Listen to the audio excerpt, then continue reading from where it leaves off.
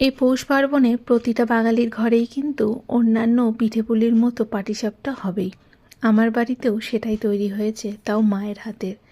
দুটো নারকেল কোড়া নিয়েছি, তার মধ্যে অল্প একটু খেজুরের গুড় দিয়ে ভালো মতো চটকে গ্যাসে বসিয়ে গুড় আর নারকেলটাকে ভালো মতন তৈরি করে নিলাম। অল্প একটু চালের গুঁড়ো ছিটিয়ে ঠান্ডা হওয়ার জন্য পুরটা রেখে দিলাম। ওদিকে একটা বাটিতে পরিমাণ মতো চালের গুঁড়ো, ময়দা, নুন আর দিয়েছিল অল্প একটু সুজি।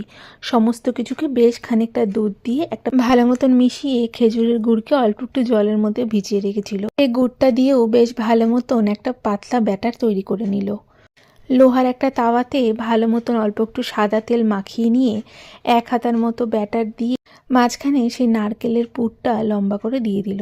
চারদিকটা যখন ভালো মতন তৈরি হয়ে যাবে, একটা খুন্তির সাহায্যে আলতো হাতে সমস্ত দিকটা ভালো মতন উল্টে গরম গরম পরিবেশন করো পৌষ পার্বণের দিন এমন পাটিসাপটা।